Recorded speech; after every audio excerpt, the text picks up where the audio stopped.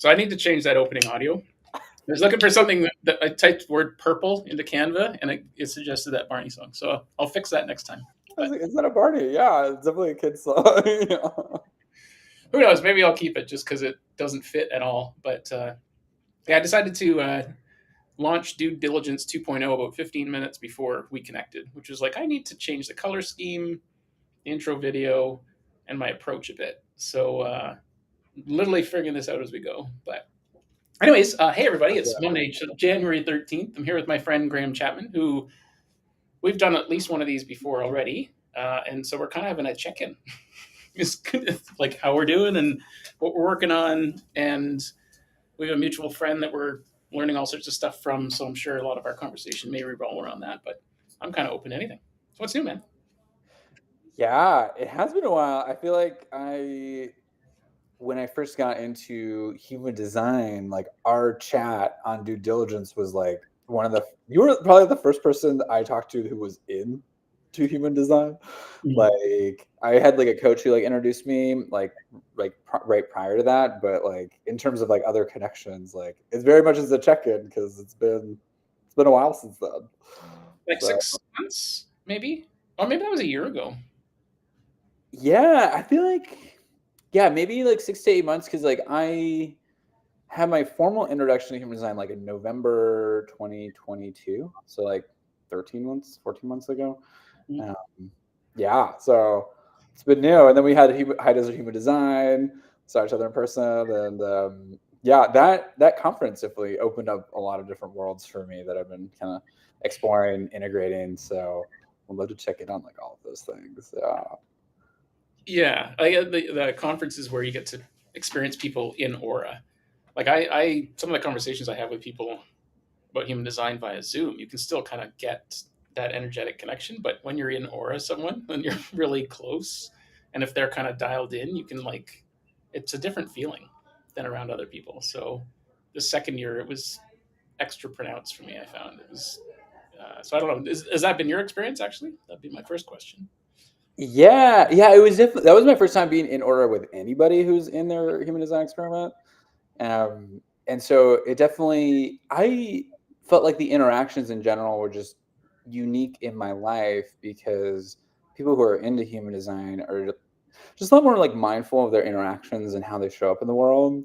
And it just made me feel comfortable immediately in all those interactions because it was like, okay, cool. Like if I'm having a conversation with someone and then all of a sudden they're like, I gotta go do this thing. It's like, oh, like I don't need to take that personally on any level. I trust that you know what you're doing.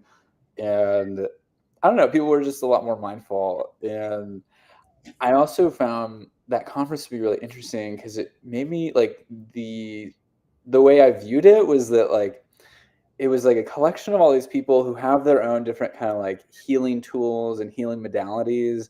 And then human design was like almost like the unifying structure that allowed everyone to kind of connect.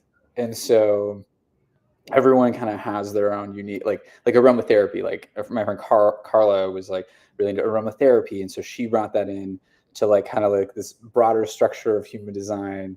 And then there was like sound therapies, Reiki, Qigong, all these other things. So it was like a lot more than just human design, but like the system definitely served like a unifying structure, at least for me mentally. So it was cool to co-locate everything through that. Well, I guess because it's a synthesis of a bunch of things, everyone kind of came at it from a different angle. Like for me, I didn't come at it from any of them, but there's a lot of astrologers that connect with human design, or those that are into yoga. They connect through some of the philosophies there, and so yeah, it's pretty. I think it's safe to say that everybody there at some point worked pretty hard on themselves and like self discovery. And then if you start to figure that shit out, you figure out what works and what doesn't, what vibes and what doesn't. And so it's kind of nice to be around those people because there's still bullshit, but there in certain ways there was less of some of it. Is maybe the best way to put it. Totally. And it's like the further along in your journey you are, the more aware of your own bullshit you are. It's like, oh wait, like I don't need to say these things. Or you're just, I don't know, more aware of how you're coming across. And Exactly. It's like awareness of your outer authority or your vibe, like being surprised to learn that it's right there and says, yeah, you're probably going to be like this. And if you did more of that, things would be better. And you'd be like, oh, icky. Every time I try that, people tell me there's something wrong with me, but that's their shit.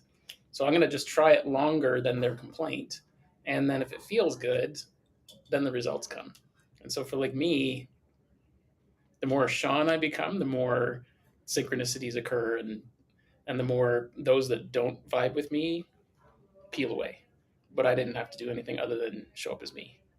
So it's painful. It's painful to go through that, but it's pretty good on the other side. So totally, like I had an experience very much about that, like alignment and then people in your life kind of peeling away right at the end when I did Chayton Perkins like karma clearing workshop. mm, And yeah, we were there. And we got to talk about that. So let's go into detail about that in a minute. But yeah, finish your story. yeah, so like part of it was like he was like, your life's gonna change, like your vibration's changing, like things will, you know, percolate in their own timelines. And in my life, like I was in this like partnership with someone who wasn't really good for me in various ways, and I like kind of knew it, and we were kind of drifting apart, and like we hadn't seen each other in a while, and he had plans to come. He lived in a different city. He lives in Los Angeles. I live in San Francisco, and he was planning to like come up to visit me. And I get out of the workshop and I look at my phone, and he like had canceled the plans, and like then that was just like like the big divergence point in that relationship. And I was like just thinking about how on the nose it was, because I was like telling myself like, oh, like this thing can change, and like it's like that whole, I guess, situation of like you see the, I guess at least for me as a projector, I see these really like quickly of like where the relationship has misalignments, and then it posits this follow-up question of like, oh, can we work together to align those things? And he just wasn't really on board with examining those things and kind of growing to be Yeah. in alignment, because really it's like being aligned with yourself allows you to like not bring your own shit into a relationship. And so anyways, it made it very obvious that we were going in different directions.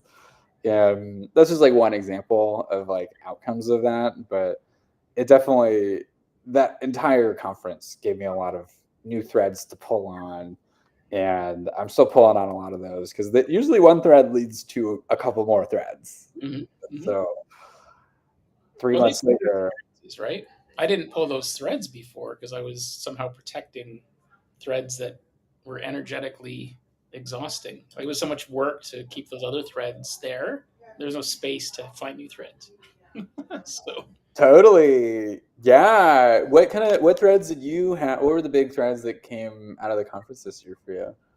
oh, out of the conference, I mean, there Yeah, was a lot going on then. Chaitan's thing was huge, and I it was powerful, but I do everything the hard way. So I, for example, before Chaitan's thing, it was the day after it ended, right, the Monday morning or whatever. The day before, I decided to go have a deep tissue massage at like 5 p.m. and then had like I think half a bottle of scotch because we were playing music bingo and having a blast. So I basically was not I did not enter it as a clean slate or at least like clean physical um, hydrated body. But also like you're generally supposed to rest after you have a deep tissue massage and drink water. So I had scotch instead because there's water in scotch, so it made sense.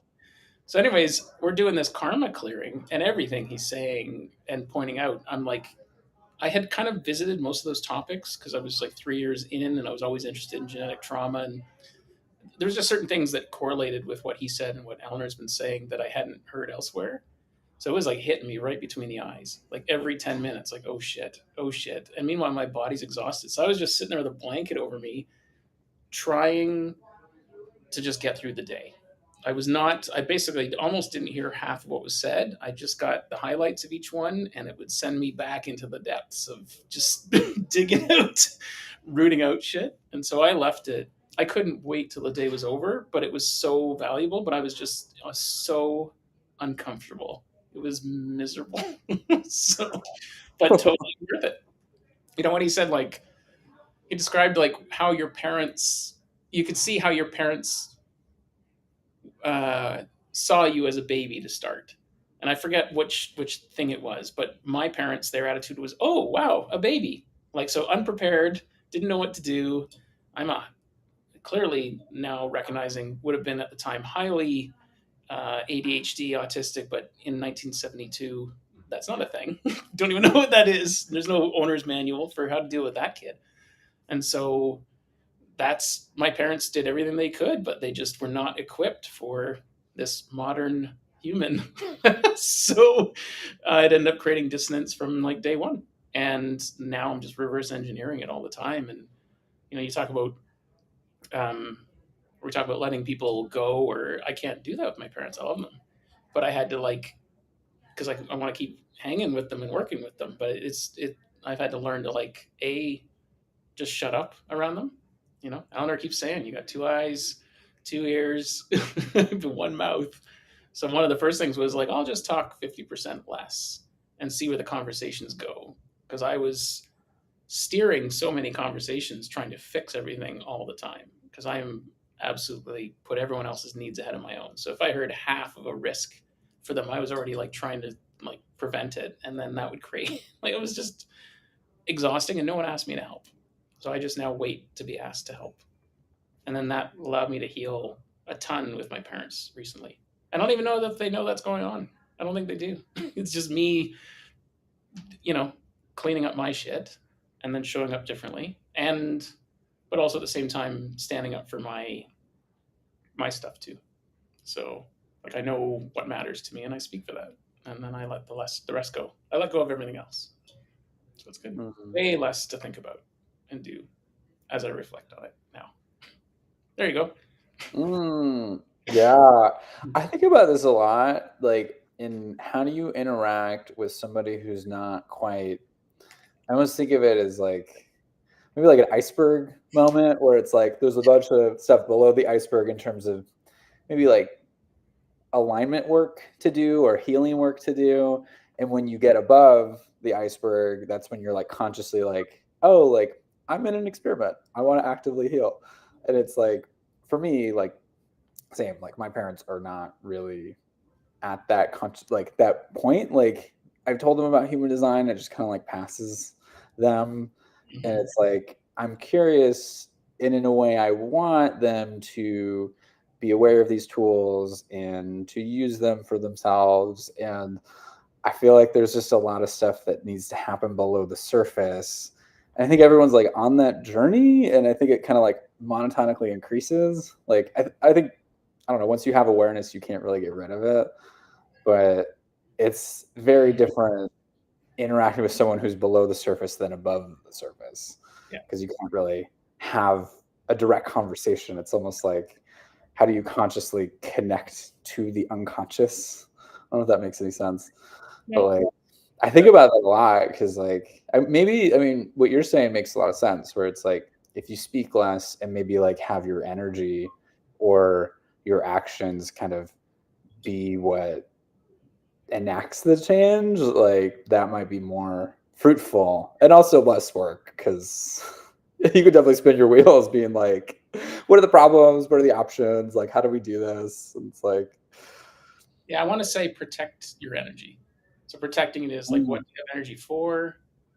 What behavior do you have energy for? And then like I quite lately, man, I view my body as a piece of technology. So like in the yeah, middle is quite literally a battery. And so I kind of view it going up and down and who's taking from it. And then everything I'm doing lately seems to be about taking care of that battery. So, we were talking about Qigong a bit earlier. Or were you? No, we were talking about Reiki and Qigong, but these are all things that help power the battery, feed the battery, um, enhance the battery. I mean, it's all about protecting that satsuma, which in human design terms people call a penta. But like the satsuma is your root, your sacral, and your throat, and it's important, right? There's the energy for something, then that's I guess your sacral, And then there's the G center, which is identifying what it is and getting clarity. And then you manifest through your throat, right? Speak it into words, or so that's fucking everything. So like between qigong, where it's all about did you bump into Orion Ohev when you were at the conference? We met each other briefly, and I know that he does the qigong, but I didn't do any of his like workshops. And I'm Amazing. not. I don't think I've really done. I did qigong with like I did tai chi once, which is not really the same thing, but like Yeah. I'm not super initiated into the topic. Well, so because I think it's important for all Yeah. of us. I mean, and like with Eleanor's channel book, there's various channels that like it literally says like qigong would be good for you. And in mine, it was like across 6 of them or something. So I was like, okay, paying attention. So then I started doing qigong, and she introduced me to this lovely qigong practitioner. I think she's in South Carolina. No, anyways, other side of the country. And so I was doing some Zoom calls, and I could feel the energy in my hands as I was doing it because I was being taught this ancient practice, right? It's not Tai Chi and it's not Qigong, it's Tai Chi Gong, which from what I understand actually predates both of those because both of those are when they were kind of commercialized, right? Tai Chi was actually taking that energy and the military took it on. That's why they wear uniforms effectively, like the white outfit. Like there's actually a tiny bit of military attached to it because they were trying to teach it and in a scalable way. So Tai Chi Gong is kind of before that. It's really soft movements. And so I was doing that. Then I went to Eleanor's house and did it every night with her and Marvin, which was just otherworldly because like we're just doing these basic qigong exercises, and they would do like 5 minutes of it, whereas with Heather it was like an hour. And I was like, oh, this time investment, like my brain is like, how can I do this every day? I was like, wait a second, Eleanor's doing this for 5-10 minutes. And then in the middle of it, she's like has a download, and all of a sudden she just pulls out a piece of paper, and like it's just that's where she channels is in during her, or at least some. I saw it once, anyways, during the qigong. So I got fascinated by that, but it was too slow for me, man, because I'm a manifesting generator. I got like tons of horsepower, so it was helping, but it wasn't the speed I needed. Maybe at the end of the day, and so maybe yeah, I should do that every night before I go to bed. But what Orion brings is he's combined a bunch of other principles and human design to it. So quite literally, and then the 5 elements. So wood, earth, water, air, and metal. And I had no idea there was a metal element as far as like ancient philosophies, and but how he kind of combined to like where things are hurting in your body, like your spleen or your lungs or whatever, and like what energy you throw at it. So all of his moves are about aligning, focusing where you need more wood or where you need more water. So back to basic principles, like Avatar principles. If you ever saw that cartoon as a kid, like that. By the way, that cartoon's giving us all kinds of clues. Just don't drink the banana onion juice. I tried it; it's disgusting, and it hurts. But I can understand why you do that as a cleanse. But anyways, you got the 5 elements. He's put together like all of it and explains it all beautifully. So I attended his course, and I think we'll be having a wrap up tomorrow. Um, I just keep like I don't know why I don't do it every day. Like even as I sit here, I'm like, if I do everything every day, I should do that even just for 10 minutes because I can now get that energy of that satsuma to the point where I can feel the energy. I can feel it, and it takes 2 seconds, and I can manipulate energy a bit.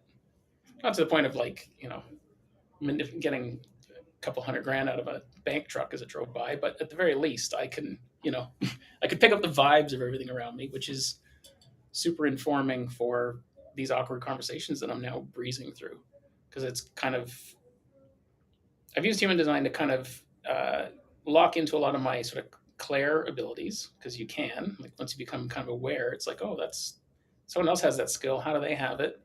Now how do I get it? It's kind of how I would follow it, right? So I'd get curious about that because we are all of the body graph.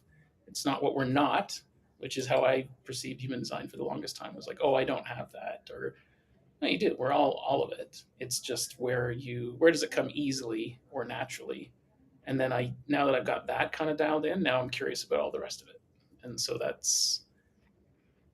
be interesting. It might even be part of how I approach some of these. uh, podcast in the future would just be like, hey, you've got such and such channel. Tell me what that's like. Let's give me examples because feel like mine's kind of getting smooth.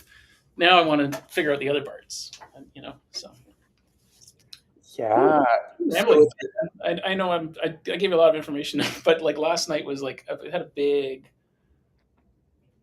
wake up this morning. That's I can just feel the energy. So I should now get back to I have one mouth, two ears, and two eyes. You should talk now. Sorry, buddy. I love this phrase also. Like, speak 50% less than you hear and you see. Um, yeah. So I guess so I'm understanding like the Tai Qigong is like almost like the exercise of becoming attuned to energetic flow of your body in the context of the energy soup that we're And where Orion helps is like Qigong, I'm sure when it was established, it was about being balanced energetically. in. Yeah. 3,000 years ago, you didn't have to worry about whether you're going to pay your Netflix membership this month, right? And is so and so's uncle going to be okay? Like, we just didn't even know what was going on besides where we could get on our horse and buggy and get stress. So, what I like what Orion's done is he's, helping connect that in a way that it's so obvious to me now that it's there's these ancient principles, there's this new information that's like, hey, dummy, this is where you might feel challenged, and connecting it to the body part. And yeah, like a piece of technology, I'm starting to understand this piece of technology. I also just Yeah. ignored it completely my whole life, so it's a lot of relearning. We all got to start there. Something that feels relevant that I learned recently I'm taking this course from Dr. Roger Gilbert at the Vesica Institute on the essentials of spiritual science. And he has essentially studied a lot of like different spiritual sciences and practices throughout all of history. And in the beginning of this course, he describes like historically, like where are we at this moment in time? And he was saying that like historically, like, maybe 1,000+ years ago, maybe 500+ years ago in the past, like we were a lot more connected to say like our clair abilities and like our psychic abilities. However, like it was more like a receptive nature. And we were like kind of just generally getting kind of like fuzziness of like, clairaudience, clair vision, whatever. And the biggest thing that our bodies have been changing recently has been developing linear thought. And so in developing this linear thought, our auras have actually like come closer into our bodies as part of that process. And that means that we're less connected to these abilities themselves. However, it's almost like there's this inflection point where like we develop linear thought at almost like the expense of getting, rid of our connection to psychic abilities or energy. And now that we have linear thought, we're coming back into like bringing those psychic connection, energetic connection into the application of linear thought. And so like those together can be described, or at least how I think of it, as like manifestation, where it's like, oh, like I want to heal in a certain way, or I want to live my life with certain features, like, lifestyle wise. And so how do you like apply that linear thought of like having a goal, and how do you use say like energy as a tool to make that happen? And so it feels like really important for like the world in a way to like kind of understand like, okay, like what are the tools that we could have, and then also like getting alignment with like the goals of where we want to direct that linear thought.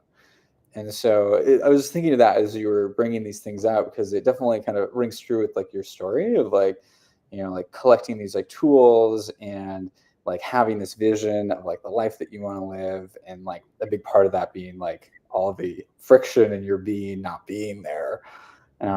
So just want to throw that out there and see if anything resonates or comes I back from wanted that. to stop you right in the beginning and just say, can you describe linear thought? Because in my head, I'm like, oh, wait, what is linear thought then? So then I heard everything else you said, but I'm curious. What does linear thought mean?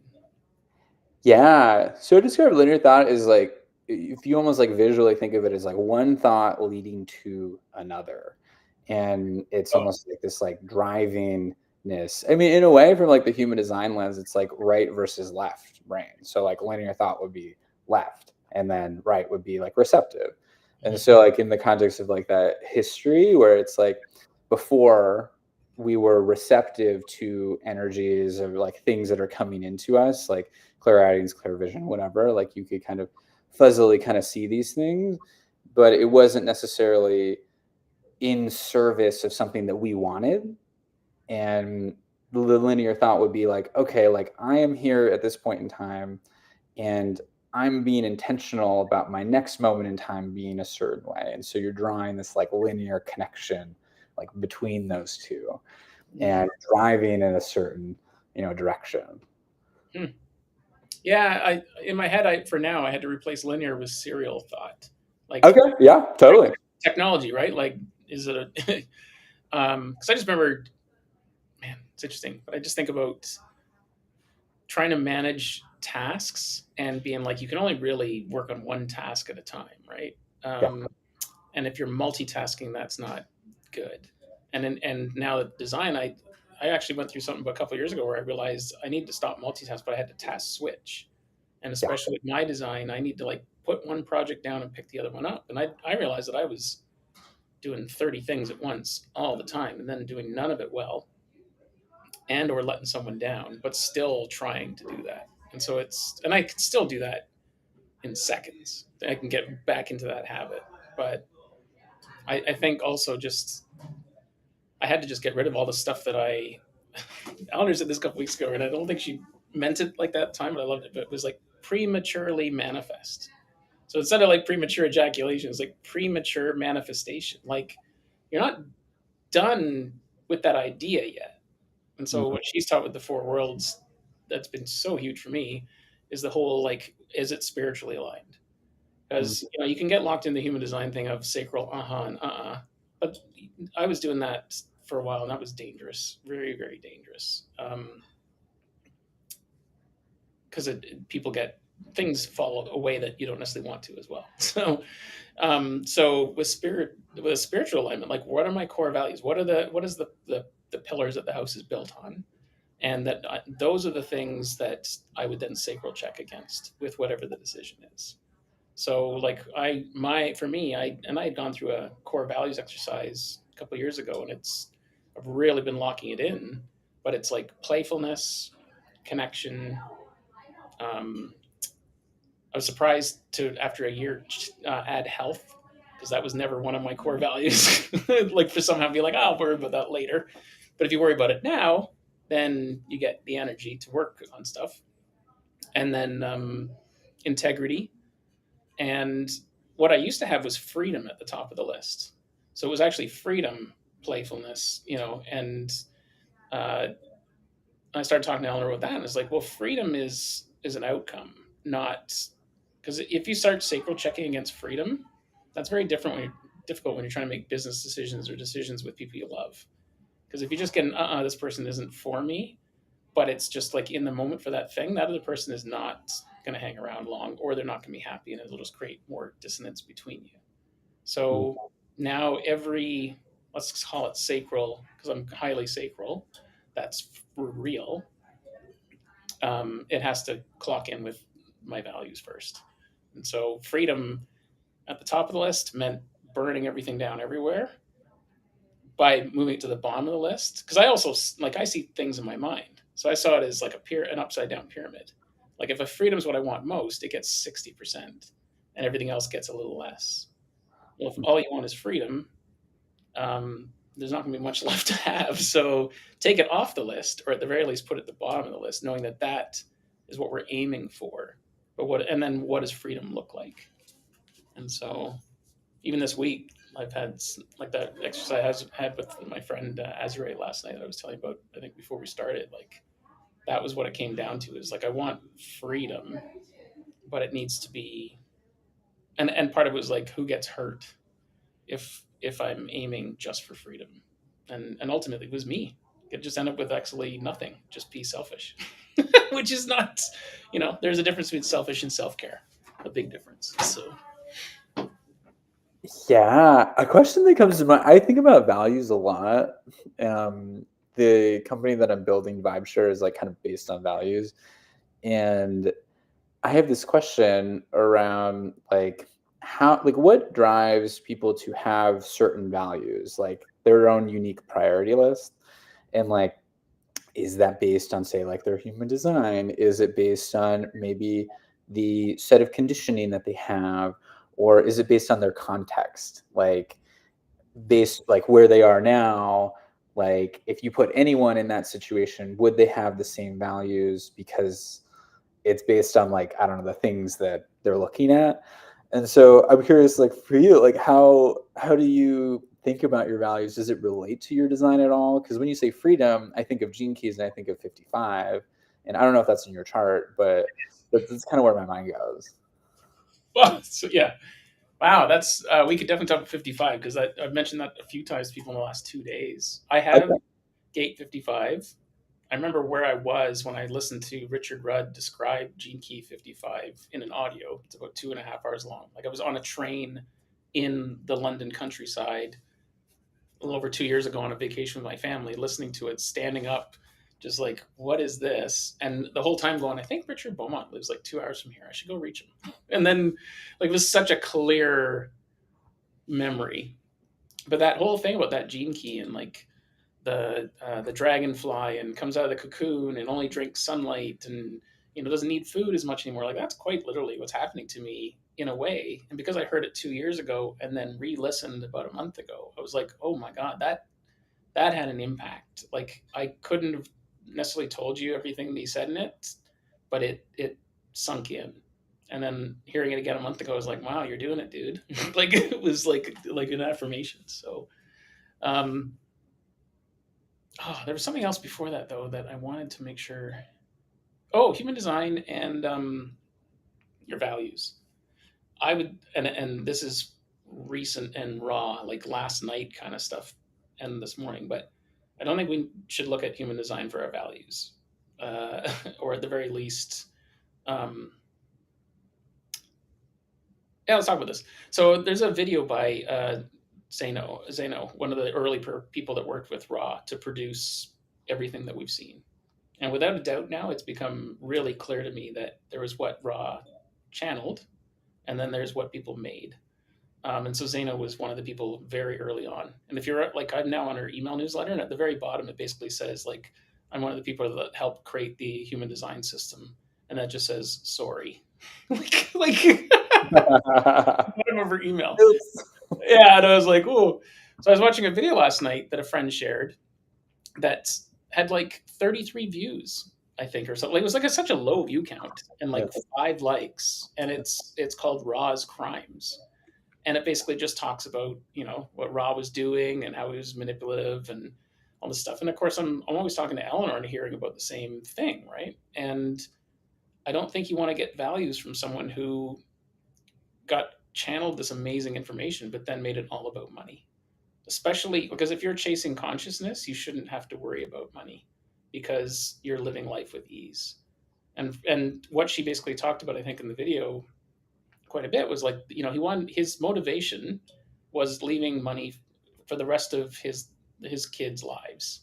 And the way she kind of, it was either her that said it or maybe it was my friend, but basically he believed in reincarnation and needed the family to have money so that when he returned, there'd be some, like, on his next pass, which isn't a real heart-centered motivation. Fear based, Yeah, scarcity. right. And so, without a doubt, his son, oh, son, I'm blanking on his name. Do you remember Raw's son's name? Because he's now got the Raw TV thing. It's it's like from the Avengers movie. What are the names? I feel like one of them starts with a J. Yeah. I don't Anyway, know. I wish them nothing but amazing things. But like they were also gifted this knowledge from birth. And so if they Yeah. paid any attention and aligned to it, they're gonna be fine. So we Yeah. shouldn't need to worry about making sure that human design makes money and that we got to come up with profile because it'll make a coffee table book that'll make millions, which is quite literally how Eleanor's described it. And this is a hard conversation to have with anyone that's been in human design for a while, including me, because profile speaks to me. 100% it does. Like 3-5, yep, my life feels like a 3-5, but I don't want it to feel like a 3-5 anymore. So it's quite literally labels, new labels, like lots of new labels that become part of our language and ultimately stunt our development and our energy. So part of me is, yeah, I'm just really on this, like, don't the human design, like the download's amazing, but it has been completely manipulated since that point by lots of people, everyone with well intentions, but it's still just a labeling system that is incredible, but needs to get back to the basics of what it is. And that's why I hang with Eleanor, because she keeps kind of like going like, no, that's not in your design. That's acoustic sequencing issues. You probably bumped your head as a kid. Like I was looking at my design, like, why can't I sit in a conversation with people and hear? And I would describe to her what would happen. And in the end, I think she called it acoustic sequencing. It was like sitting for breakfast with her. I was like, oh, it's not my design. I can't blame it on my design. Like I was like actually irritated at the time. And it was that, like for me, uh, if you say something in a sentence, it could even be one paragraph. But if you say something in there that I don't understand what that is, I'm already gone and then disappeared. I'm over here. So like earlier when you were talking about linear processing, I was like, what the fuck is linear processing? And then I'm like, wait, listen, just make a mental note to ask later and then come back. I could disappear, and I've been capable of doing this for what to you will feel like 3 seconds, but I will literally have like a mushroom trip in my mind that feels like 30 minutes. And then I would come back and be like, okay, well, I think it means that. And you'll be further down in the sentence. And these days I can do that and I haven't lost anything. But for my whole life, what was actually happening was I'd come back. I didn't know what we were talking about. I'm now agonizingly nodding my head as though I understand what you're telling me, because that's what you as the listener would want to hear. Like, am I listening? And I'm trying desperately, but I'm confused by these words, right? That I was trying to process. So then I do this dance, and then so I just hated having conversation with people. I hated having connection because it was exhausting because this pattern kept occurring. I tell Honor this, and she's like, "Oh yeah, it's acoustic sequencing. Something happened when you were younger." In my head, I'm like, "Oh, I bet you it's when I played Red Rover, like in primary school." And when they called me over, I recall them not holding their arms and me flying through the air, and the next day waking up in the hospital. So I obviously got a concussion at age 5 that wouldn't have been diagnosed in 1977, and there started some of this acoustic sequencing issue that turned into keep people happy, just nod along and go along with stuff. And that's not in my design. So these days I look at human design. The body graph is nature overall, and then everything else, the conditioning is nurture. Like how was I nurtured in that point? What did I take on? What baggage? What everything? And now I'm just shedding this stuff like crazy, like a gangster lately. Using Yeah. him stuff. I mean, honestly, when you're saying that, though, I think a big part of that to me also seems to be the context of the conversation. Like, say for me, hearing that, I'm like, oh, I want to normalize. Like, if you get caught up on a word, like, interrupt me and like ask me like what I mean, and like there be a way that I can meet you in like how you work there. Like I don't think it's necessarily a problem what you're describing. I think it's just maybe something that differs from social norms and can be worked with. And so I don't know, that's my first Years of response. habits. It's 50 years of habits, right? So the realization of, Yeah. oh my God, is that what was going on? Because I can tell you, I through my whole life it'd be like, oh, I didn't hear what they said. But in my head it was also don't ask. They always get pissed off. They don't like to Yeah. be interrupted. It doesn't matter who the person is, right? So now I'm just like, but now I just wait till they get to a point where I can tell like they're about to launch into another element of the theme. And I you're like, stop. Could yeah, you please explain this? And what the you know what the best part is? Generally they love it because I've actually given evidence that I'm listening. Because nobody's listening to each other at this point right now. Like this came to head again, but this guy Andrew McConnell, I knew him years ago in the SharePoint world, and I was listening. He said something 20 years ago that still made me laugh. But he said like Twitter is just everybody talking, nobody listening. And that is quite literally like the whole world and every interaction is what Twitter was at the time of that. It was just soapbox, listen to me, here's my opinion, hear me. And yeah, man. So now, but it took me that long to realize that it's okay to interrupt people and go, I'm you lost me on this point. So I Yeah, practice for that. totally. I mean, hey, the point of a conversation is like to connect and communicate. So Yeah. like if you're talking to someone who actually like wants to do that, Mhm. like they'll come along with you on that ride. Um, yeah, another thing that comes up when you're describing that, I agree with you. Like it does kind of feel like the world is like Twitter, where I've also heard it described as just like a bunch of people in a room talking to themselves. And like which is what it is. And That nobody appears to be listening or paying attention, right? So yeah, it's like I am alone. I'm clearly alone. totally. And like I'm one thing that comes to mind, I have almost like this visual that's like it's almost like a transition point in how we are grouped as a collective. And when you're like, say, like you're like in a family structure and you have all these like kind of like one-on-one with your like parents or whatever, like this is just an example. Like say you like you're born into a structure and you have these like connections with people, and then maybe there's a more optimal alignment of you in a network with different people who serve your goals or your purpose in life. So like there will naturally be a transition point between like you almost like breaking those connections to those people and then finding the rightly aligned people and then connecting with them. Mhm. And so I guess like the visual that comes to mind is like almost like the collective is in this transition point of like finding better alignment with each other, like energetically for collective goals. And I don't know if that necessarily checks out, but like I do feel like in general we are in this like very large transition point, and this concept of say like rightly aligned pentas or was or whatever through human design, like I feel like if, for instance, like in my life, like I've had various social circles in like throughout my 34 years. And when I found like human design, I'm like, oh, like this kind of like I want to connect with people who are thinking about these things. Mhm. And no one in my life who I've had in my life up until this point, like thinks about these things. And so I'm like in this like, oh, like it's like almost like bisecting my world. And it's like I want to find new connections that are more like our connection, for instance, or like Dr. Eleanor. And I don't know, that to me feels a little related to this kind of like murky soup of everyone in the world kind of talking to themselves. It's like maybe because they aren't really in the right connections where they're with people who will listen to them.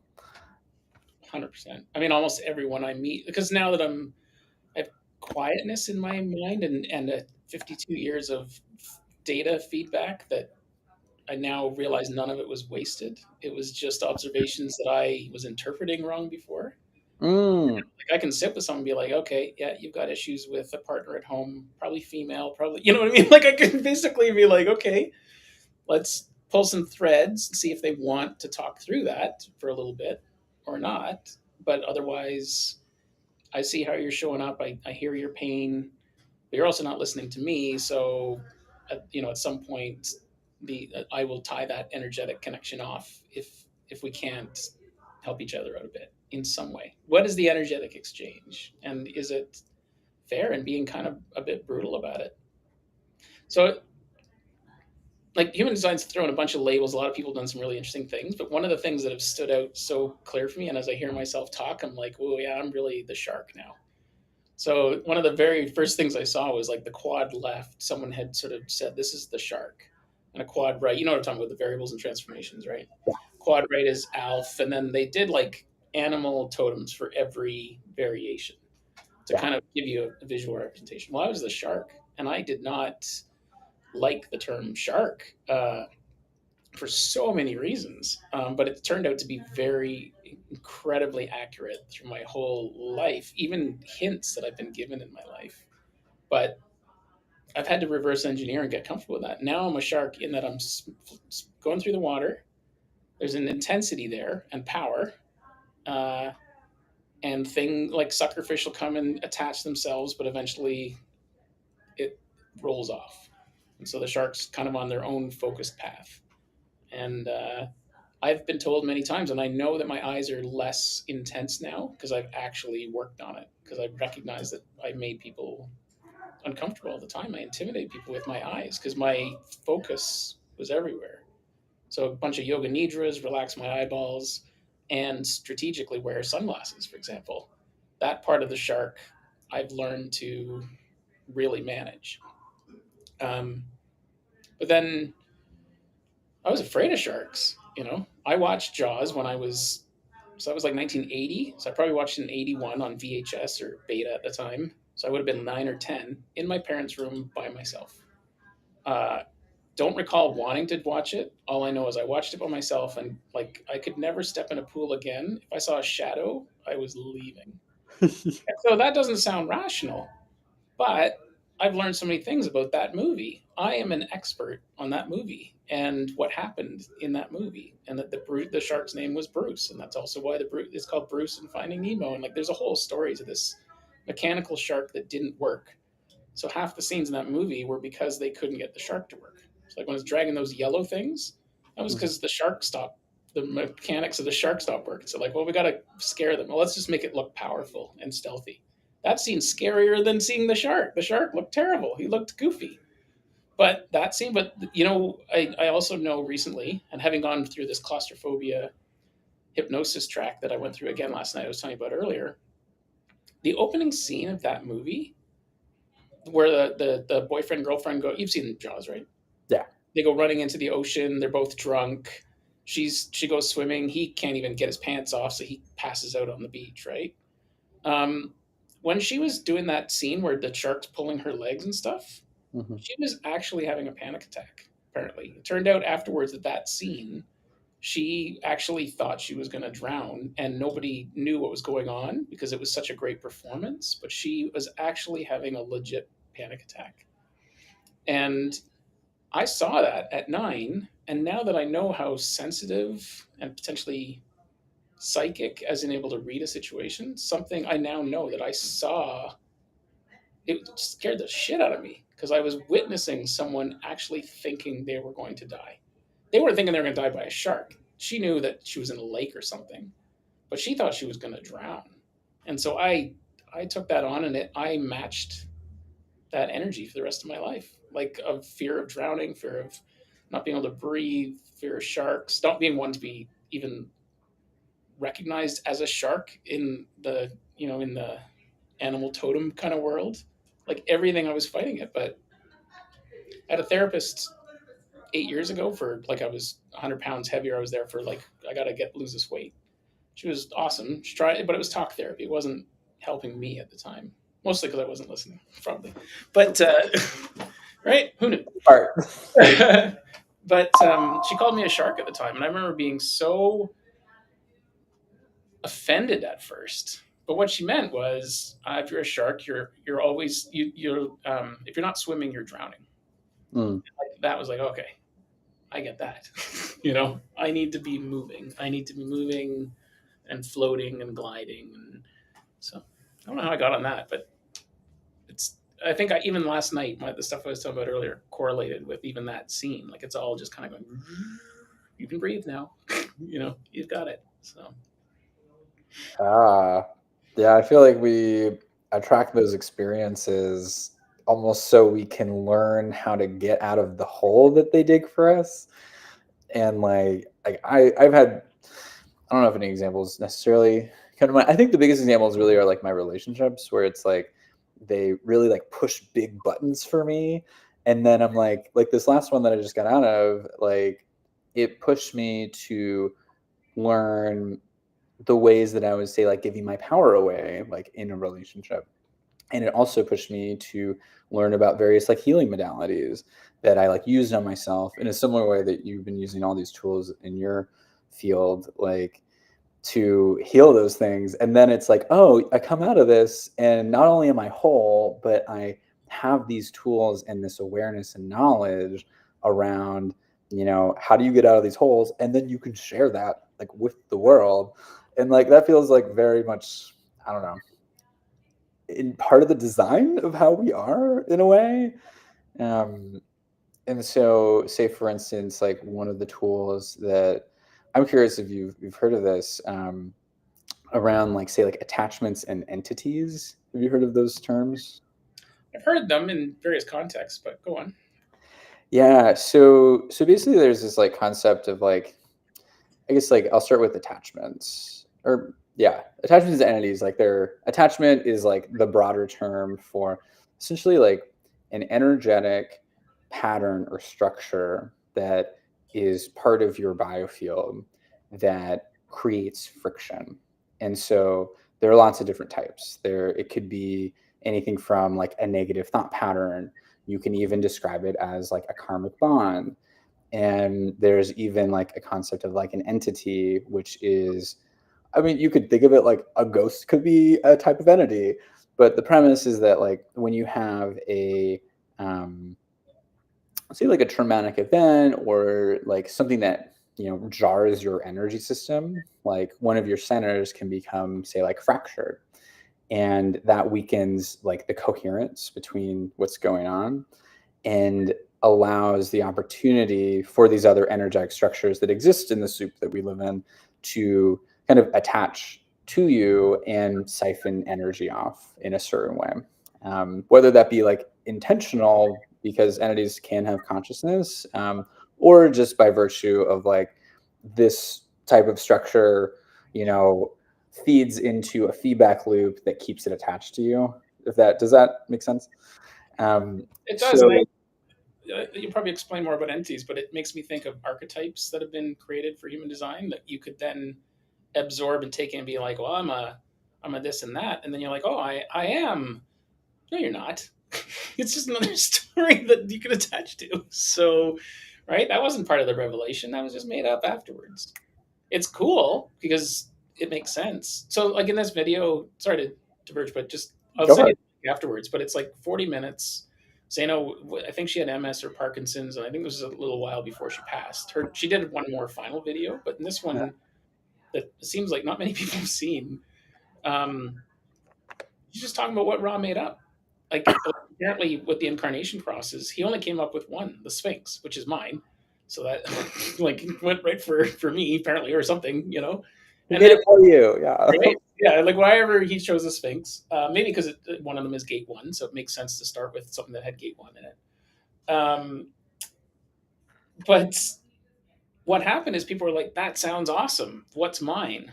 And so he's like, "Oh, cool. I'll make that up too." So like, it wasn't a revelation. It was just, and here's from a guy whose heart wasn't was focused on money and an outcome, and not just like channeling. And I think that's also why Richard Rudd parted with him. Richard Rudd took this information and got like dug deeper and made it more poetic. And it's at times it's more words than I want to process, but I love that he ran with it, and I think the work is starting to show. I see people talking about doing their pearl sequence in this sequence, and that's his formula that he's come up with for it. But I think it's more heart centered than Roz was. But for me, I'm actually like just interested in all of it. But I've now learned to recognize that it's still someone else's stuff, and take what resonates and leave the rest. So I'm getting very good at doing that instead of, oh, it's human design or bust, because there was a while there where I was doing that. And I will say, like, it was interesting listening to you earlier when you were talking about like you want your family and partners to be as interested as you are, but everyone's path is different. You can only love them, you can't save them. And that is the most painful part of the whole thing. And so I turned everyone off of human design initially, that in my network, because I was that crazy barker, just like, you got to do this. This is the way. And there's parts of it that aren't the way. So like even that, I look back as like, oh fuck, I really alienated myself for a while there. Um, so it's just nice to come back home to like the basics of it. So the one book I'm actually starting to read, which Eleanor suggested. And then once I bought it, she's like, oh, and she had things to say about it, of course, because she does. But it's the closest to the original revelation. There's no mention of profile in it. It talks more about the tree of life and energy, like chakras and stuff. Whereas more, it's like now people like human design.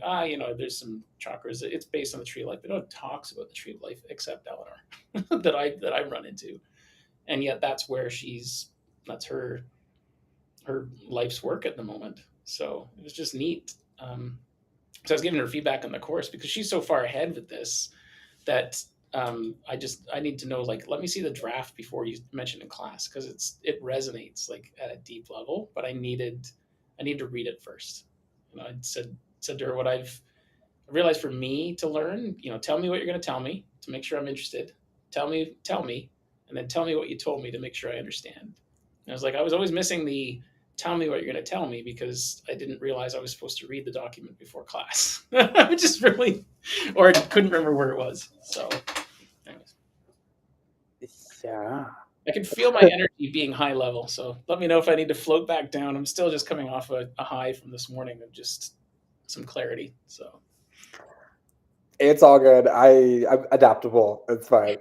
Yeah, what you're saying about like, I mean, there's so many points to speak to, but like something that comes to mind is like almost that it feels like by design that Raw kind of pissed everybody off and then created this scenario where people have their own interpretations of the system and the knowledge. And one another point that comes to mind is when you were describing this incarnation cross process, like that's literally product design. Like that's what I do like for my day job is like you present this like general goal, like healing or self-knowledge, and you have some sort of like ember of like a system, which is, the body graph. And then from there, you just see like what do people actually want? And this is a way of like meeting them where they are. And so people who resonate with like human design, for instance, would come in and be like, oh, I want an incarnation cross. And then you like apply that knowledge in a way that meets them in the use case they want to build out. And that inherently means that it's not the channeled knowledge and it's not like pure, but nothing in this reality is pure in a way. It's all about constructs. It's all about how do you cater to the perspective that you have and the language that somebody has so you can meet them where they are.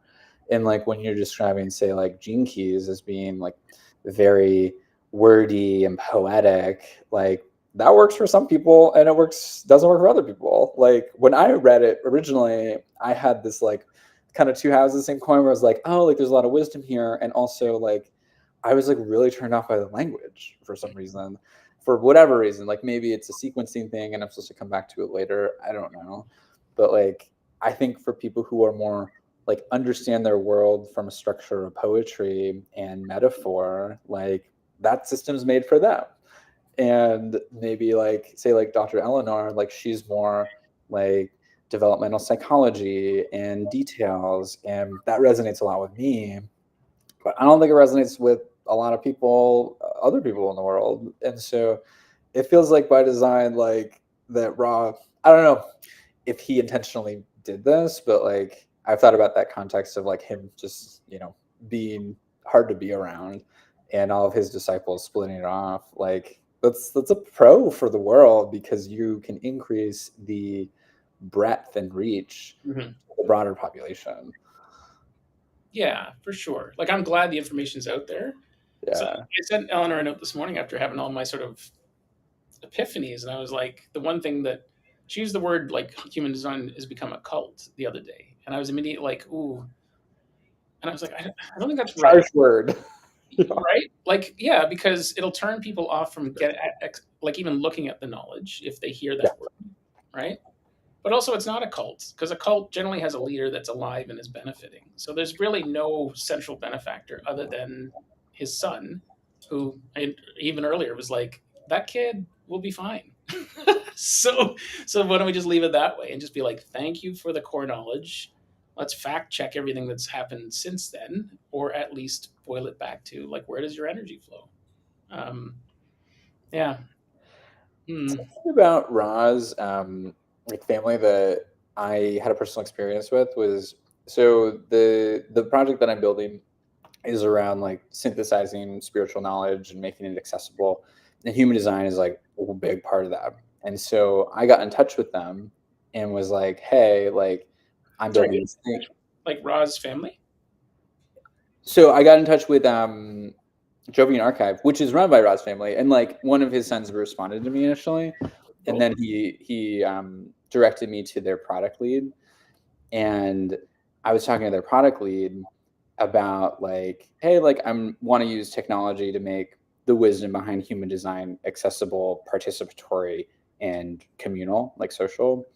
And he was like, oh, that's really cool. And I was like, are you guys doing this? And he said that like the main purpose of Jovian Archive isn't necessarily to develop the knowledge or develop technology around it to expand it. It's more to make the original channel downloads accessible, which is why Raw TV was like one of their really big projects recently, because it's about gaining access or proliferating access to the core knowledge.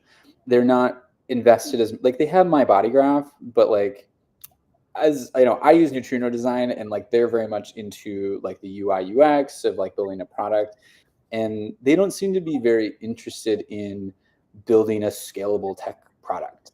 It's more about like how do you just make the core knowledge accessible, which feels really interesting to me because it creates this space for new consumer apps to be created, like neutrino design. Um, but then there's this like potential disconnect with the core knowledge, and it creates this space for people to essentially like play telephone with the information and be like, oh well, like I'm interpreting it like this, and so how I design this app is maybe not going to be in alignment with the channel essence of it, but that's how the world works. Like that's how Gene Keys was made, for instance. So So is that what yeah. Raw is? That's what you're working on, is trying to align design with that, or So the basic premise of what I'm doing, I'm still like, this project's been going on for like 3 years now, and like only in the last year has it included spiritual knowledge. But right now, obviously, the premise is like, how do you make spiritual knowledge for building self-awareness accessible, social, and participatory? And so I'm still working on like what the basic framework is, but I have a system of like 64 archetypes, like basically like the archetypes of human design in the I Ching, and I want to make them into values you can live by, just like one word. So like one is creativity, like it's pretty straightforward. Some of the other ones are a little more, I don't really know what they should be called, but the premise with it is like once you have like this set of values, like how do you make it participatory and informative and social? And so what I'm testing right now is like a mobile app that creates social spaces around reflection prompts, say like around how do you be more creative, what is creativity for you, how does it show up, and then also like actual action things. So like here are some things you could do today or this week, and it could be for you personally or with other people. And so the details of this I'm still like figuring out, and in terms of like my life, I haven't dedicated in the last month much energy to it, but because I need a job, I have like zero money right now, and so there's like yeah. that whole balancing act. But I think it's really like where we are in history is like we need technology to proliferate access to these tools because we are being confronted with the negative effects of not being in tune with ourselves, like rampant consumerism, how capitalism in the insurance industry, especially in the United States, is leading to all of this like division. And that's because we're not actually in tune with like, who am I? What are my values? What do I care about? Because like when you are in tune with your essence, like everybody around you benefits. And nothing in the consumer sphere, like Instagram, for instance, is like the biggest, social media app that I personally use and people that I in my life use. And it's more about like it's not directed in a certain way. It's more about like reflecting people's current social values. So what that means is that people are like, this is what I'm doing, this is what I want you to think about me, but there's this dissonance between what you put out there and what you actually are. And so the next iteration that I'm interested in building is like, how do you build a social online space that prompts you to be authentic and prompts you to know who you are? And so it's like adding that layer of self-knowledge into the tool set of how you interact socially. Mm-hmm. So there's a lot there. And I think a big question that I'm discerning is like, what's the right first step? Yeah. Energy apps are, I think, going to be important in the future for sure. There's how much of that is it's not really incorporating design at this point, right? Because there's just as you were talking, there's certain things I was like, oh, I know what I would do, how I'd What go. would you do? What would you do? Yeah. I mean, part of one of the things I think the world needs is an energy app, as in like energy exchange app. Like, hey, you and I'm gonna do this for you. You do it for me. You're gonna give me an hour of your expertise. I'll give you an hour of mine, or you're gonna give me a bushel of oranges.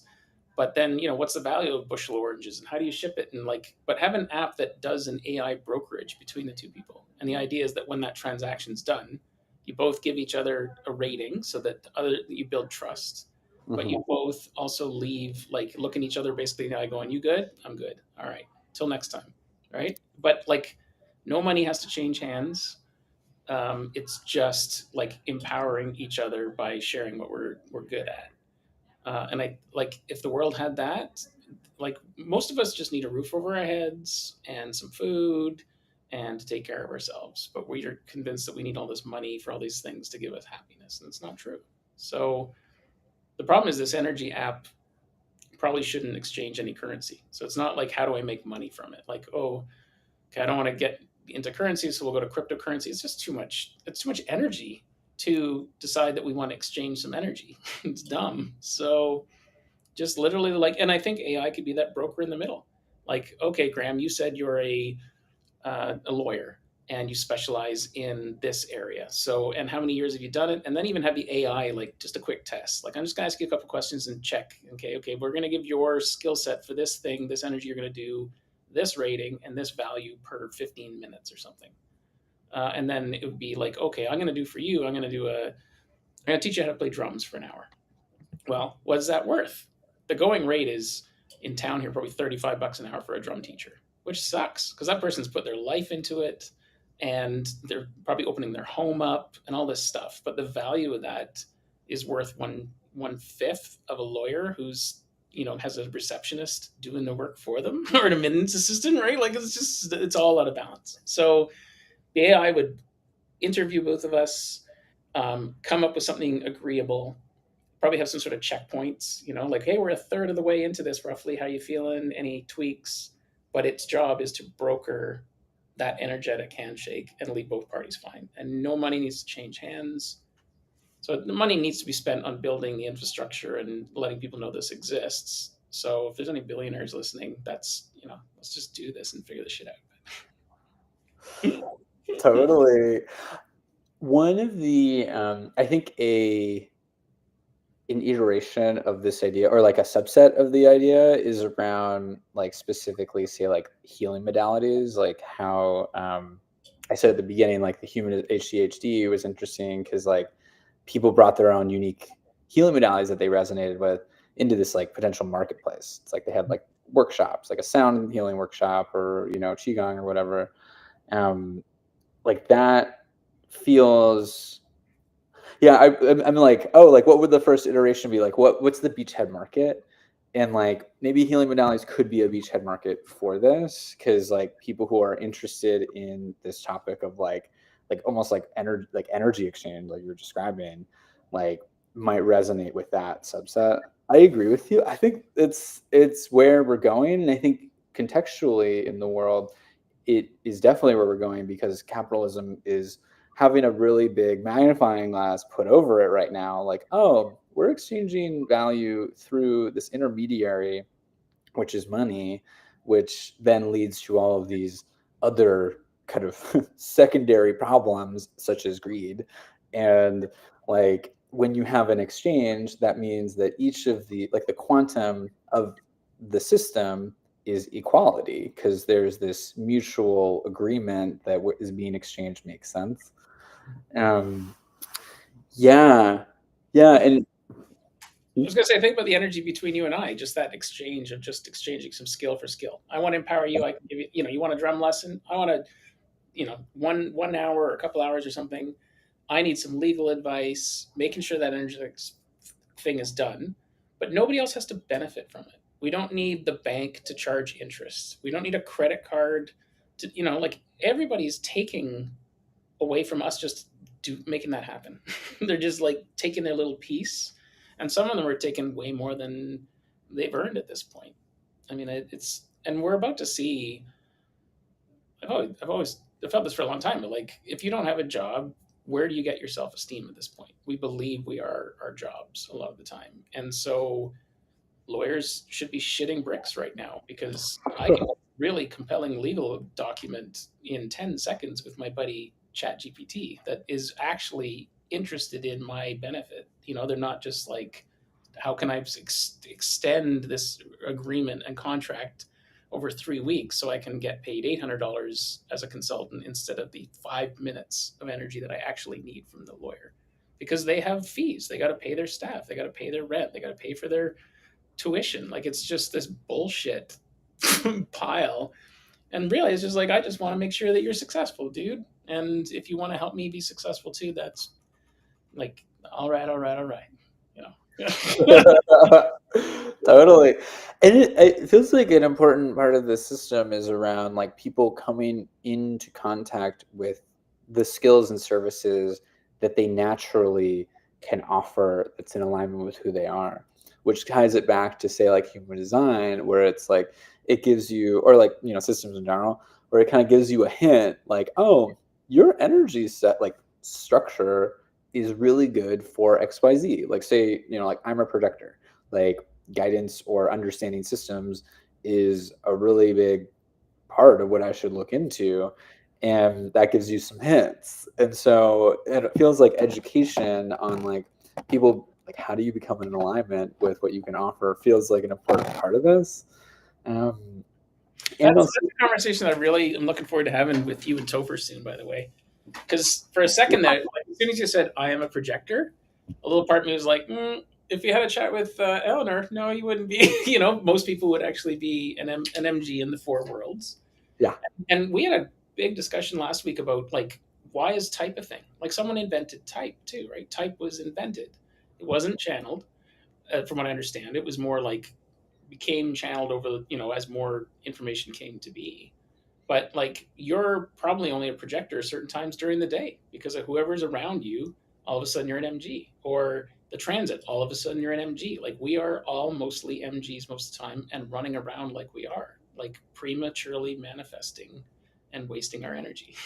So I want to chat with you and Topher, because Topher's a manifester in the four worlds. You're a projector in the four worlds, and I want to get down to like, is there really that big of a difference between us? I don't think so. I think that's what we're going to find is that like there's really not a lot. It's just nuances of what gets activated in your body graph, and even that Eleanor has drilled into me, thankfully, that like we are all of the body graph. It's just where you have more reliable energy or where you're more inclined to be, not that you are or aren't. So here's yeah, I've shared this a few times, but maybe you can build an app for this or make something for this because there's a bunch of things that need to happen. One, it needs to be the proper geometry. So the body graph has to be correct. And Eleanor has the only, I mean, I think other people have it as well, but like she's stuck with the original dimensions and what was channeled. Like even Jovian apparently has knowingly moved it a bit. So everybody else has moved the goalposts a bit, but the sacred geometry matters. When people are replacing the heart with a picture of a heart, that's not how the sacred, there's no heart in sacred geometry. So it's already kind of, Eleanor would call it an abomination, but it's a bit of a harsh word, but she goes for the direct, clean, word economy. But, it needs to be the right dimensions. But then the other thing I asked her is like, Did the voice tell Ra which way we're supposed to look at it? So I don't think the voice did, but I wasn't there. But like when we look at it, we're looking at it as we're looking at the other person. So we are all analysts when we're looking at a body graph. I don't think we want to do that when you're looking at yourself, because I have known through what I've experienced that certain things correlate to certain parts of my body. And I know that the right ear is gate 57 and comes from the spleen. And I know my heart is on my left side. So when I look in a mirror, I see it on that side. I have taken to flipping my body graph, like just capturing it in Canva, mirroring it. The second I did that, I could feel something in my body. It was like, oh, there you are. You know what I mean? Like it was like a whoop, because all of a sudden the sides lined up better, right side this, left side that, this. So that was what I want to do. Huh. And maybe I'll just finally do it, but I want to do a watercolor of my body graph in the four worlds, where I would take the body graph and I'd flip it. So the heart is on the left side. I'd make sure the dimensions are correct for at least the centers and the white body graph. And then I would fill in the centers, which in my case are all defined in the four worlds. I'm just like, every center is defined. And then you've seen her integrated graphic, right? Where it's still got the red and the black. The red and black mean nothing in that diagram. It's just that her program isn't devised in such a way to do it differently. So there's no conscious or unconscious design. It's which either there's two ways we could do it. One is there's four worlds. So is this gate spiritual, physical, or emotional? And so doing the four colors with that. Or she suggests I do it with each planet. So like, or there are 12 astrological signs versus the four worlds. So maybe there'd be two versions. The other thing is it needs to not be a harsh line. It needs to be not that this gate cuts off like 13 to 33. It's not like, it stops. I have the whole channel, but it doesn't stop. It's that, if one color is yellow and the other one's blue, they merge into each other and create green. A new energy is created, right? So I want to do a painting, and I'm not even. I don't want to do it. It's basically I don't want to do it. I want someone else to do it for me. You have the idea, yeah. Good reverse body graph. No hard lines as far as where gates line up. Using watercolors because it's a nuance. It's not red, black, and then let the colors overlap a bit, so there's no line between. And just reminding myself that it's energy that flows, not I have this, don't have that. I mean, you probably saw it, but like in Santa Fe, there was times where I would tap out of conversations where people would start saying, "Oh, I have gate such and such. I can't come tonight," or "I have gate whatever.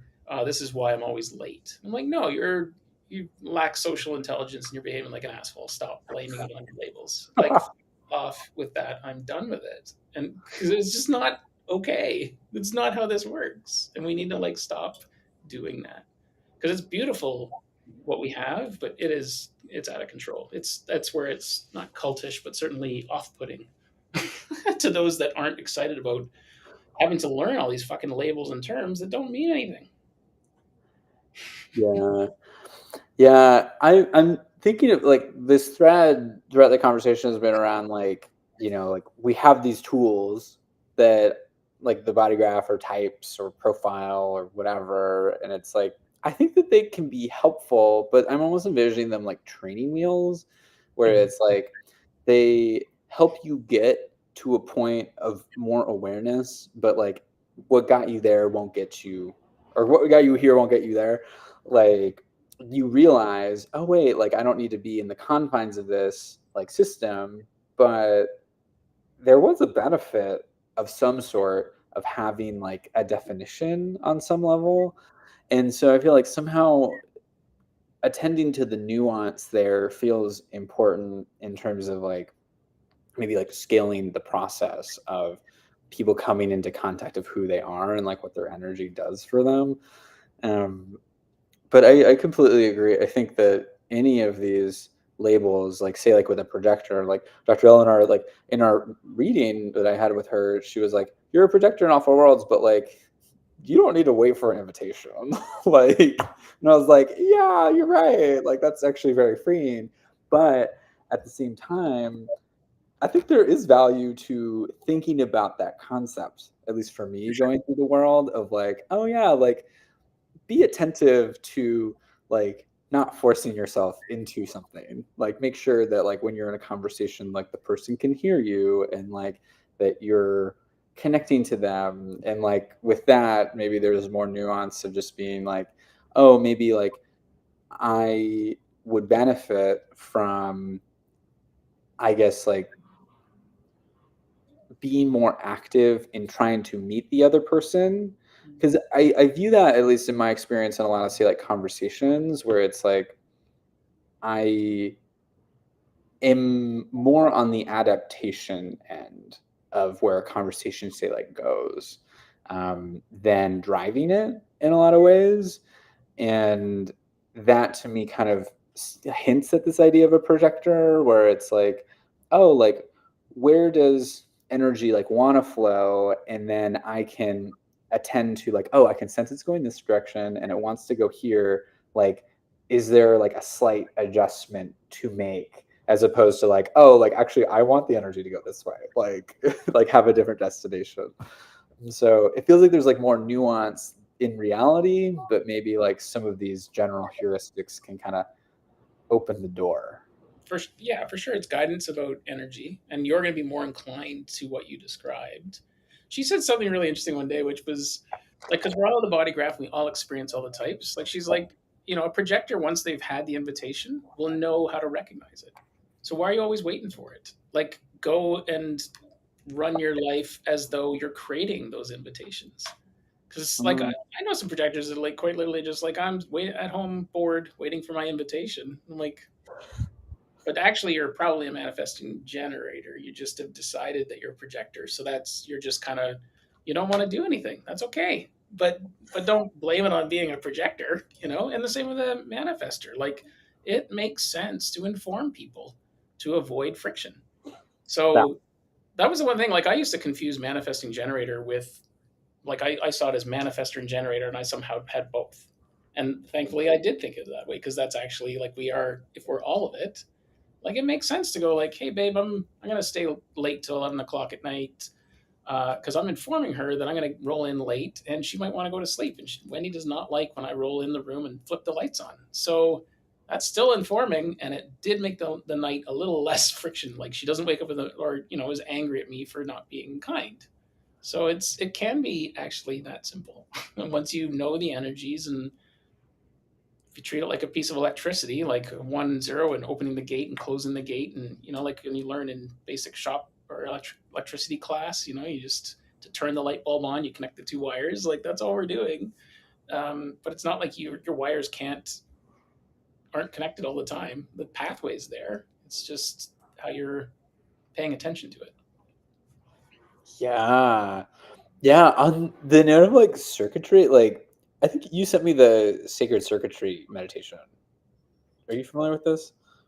Where Well, oh no, you sent it to me. Oh, oh, okay, cool. Yeah, you had sent me another one, and then you're talking about yeah, the yeah. shop mode, So right? this meditation, just I guess. We have to talk about this. But yeah, you sent it to me, and every day I resist doing it, but every day I do it, I'm like, why aren't you doing this every fucking day? And I've taken it. So I need to tell you how I use it, because I incorporate Reiki, that, and Qigong simultaneously, and Okay. it's off the charts. Awesome. Well, you want to talk about that now, or well, why don't you Yeah. tell me how you found it first, and then I'll tell you where I've gone with it. I'm gonna have to think about this because considering I thought that you had sent it to me, which is wrong. You sent it to me. I found it on YouTube. Who channeled it? Somebody. Oh, Bashar channeled it, I think. And it's like Uh, 9 years ago. Like, it's not recent. There's it's not, videos of it from like 9 years ago. yeah, yeah. The exact origin story escapes me in this moment, but like I found myself on YouTube because I clicked a link from somewhere, and my experience of it, I guess, just to describe it, for people listening, is like it has these archetypes of how energy flows, and it has little symbols. So say like the first one is center, which is like a circle with a plus around it, and then it goes through like sequences of like balance, etc. And so my understanding, like what I immediately thought when I like watched it, was that like these are the ways that energy flow. And like, if you're consciously thinking about this, you can pick up on how that works in your life as you like move through the world and see how it integrates. And it might even, through the sequencing of these things, be a way to look for the next step in assimilating some sort of knowledge or going through some sort of energetic change. So that was my experience of like going through them. I'm really curious how you're incorporating like Reiki into this. So, That's really cool. I love this. and I think that's the beauty of it, is your interpretation is yours. And what I've also realized is I've done it 4 or 5 times, and every time my brain has gone somewhere different with it, and I've let it. So this is what I've been doing. I put it on. I even let the music play a bit because I'm assuming that there's some reason why they chose the music. But Yeah. I also put on Reiki tracks from this fellow named Jonas that I just chatted with a couple days ago. So like, talk about worlds intersecting, but like, he does these Reiki online things, and they're powerful, man. I don't know you, but I feel it. So I'll be like, what is my intention for today? And like, I'll do a Reiki for, let's work on the heart chakra, and Reiki for abundance, or Reiki for grief, or whatever. Like, whatever I want to just like smooth out for the day, I'll put that on in the background because I might as well multitask. I got to listen to something, and he puts like music behind it, so it's just like orchestral music. But he's sending that Reiki energy to me. So I've got that on the side, but I still have the volume of the other one. I've got it up on the big TV, so I'm standing, and then I just think of it in terms of what I learned from Orion and others about qigong. So I view those circles that it does as that's where my focus should be. So when it's the very first one starts right in the middle, which should be like getting grounded. And I think, what is the first? Because it puts a word with each one too. The first one was Center. center, right? Which is basically like, okay, we're going on a trip for 15 minutes. Let's get centered. Because then, I think the next one is like the four sides. Well, in qigong, you learn like how you stand, how you bend your knees, everything. The whole idea is that you're imagining a weight, 1,000-pound weight attached to your butt, pulling you down into Earth center. So that's from your bottom core. And so you're grounded Earth, but then you straighten your spine like someone's pulling a string this way. So when you're like this, I'm now like actually physically thinking about the energy being in my fists, in my head, and in my feet for the next one. But so that's cool. And then as each one, like, there's different angles, I start doing the qi gong movements, which will be like, one is like shaking because you're rattling my liver and kidneys and stuff, and it's lower because there's some of like 3 tiers. So I'll be like this one, then this one, and then this one. And so I'm like incorporating qi gong movements, which is allowing the energy to flow. And then I'm centered, and my focus is shifting. And each time I'm like, okay, this time I'm gonna go this way. So like, I actually enjoy it. It's like a work. It's a mental, physical workout, and it totally grounds me. And by the time you want to get high in your own supply, do that for 15 minutes. You don't need anything else, and you just come out and you're just like, just feel the energy in your hands. And especially now that you've been attuned for Reiki and stuff, that's only going to amplify. So that's half the fun, is that that'll just crank up more. So yeah, I've incorporated qigong. That's the movements, and not entirely. Like, I allow myself to play. Like, I don't actually think I care anymore, but I usually make sure the blinds are drawn so I can just, like, let loose and not worry about what anyone thinks. But honestly, I don't care anymore. Um, and then I take in positive energy from someone else that I know intentionally for my greater good is what I wanted to smooth out for the day. And then use this centering technique to just remember that those 15 words that it's talking about are all 15 fairly important words.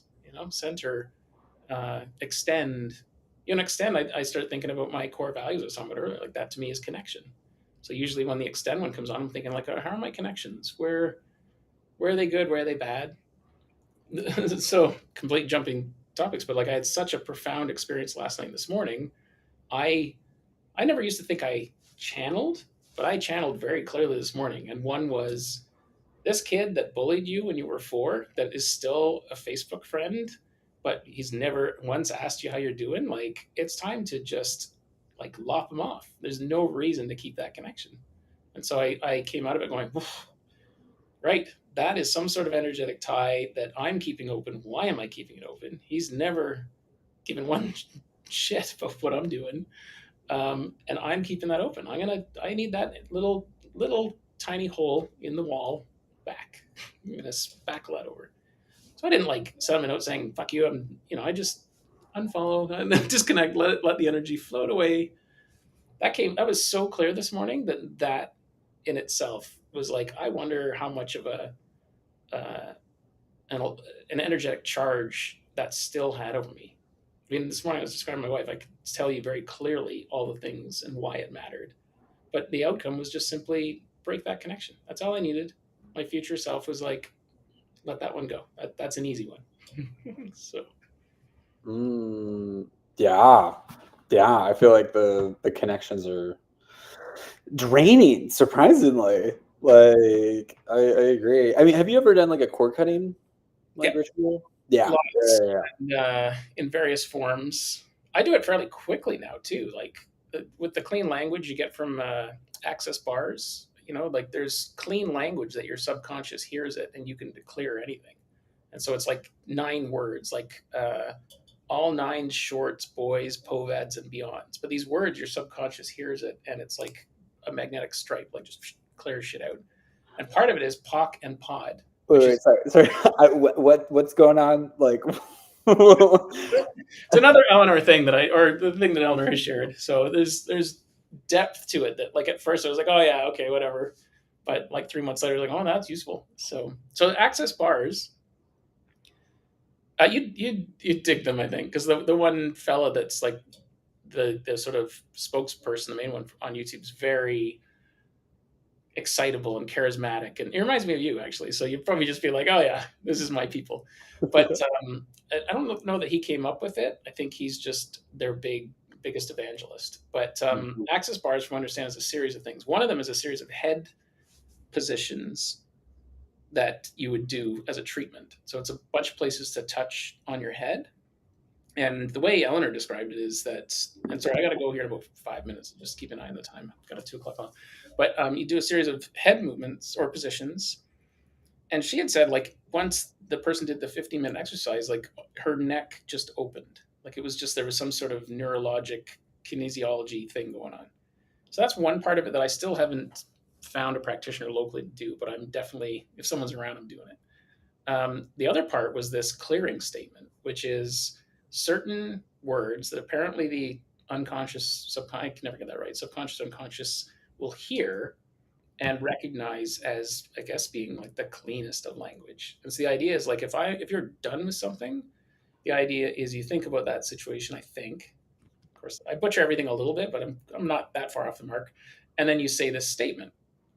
You don't need to say the whole statement, because once you recognize that the intention of it is, I want to let this go and I've let things go for good and I'm getting good at it, I don't really need to do as much work as I used to do to get rid of it. I don't need evidence. So there's 2 words, 2 acronyms, POC and POD. So POC is point of creation and POD is point of destruction. So if you want to get rid of something that's like negatively attached to you, you'd be like, I'm going to POC and POD that. Pocket pod is just like a samurai sword. Like, we're done with this, officially done with it. And that plus revision meditation. I think Neville Goddard made it popular. I've been doing that like crazy, and I did that this morning after this uh, nightmare that I was talking about that I had, and it just cleared it up. And what a revision meditation. It's often used as a hypnosis technique as well. Is you literally imagine whatever thing happened, an energetic charge between you and another person, could be 30 years ago, and you carried it with you.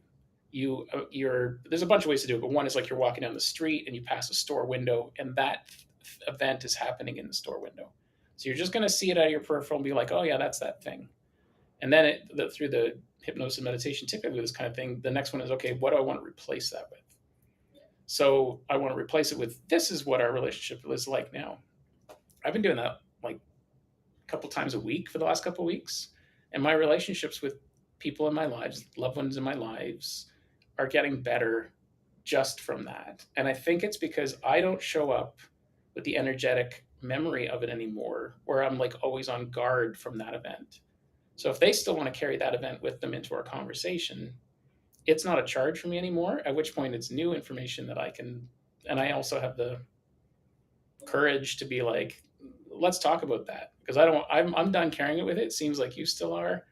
Let's clear that right now, right? Like, because we clearly want to stay together, either because we're family and we're kind of stuck with each other, or I kind of like you, and this is just annoying that this is still like you, like we're holding on to this thread of this thing that happened.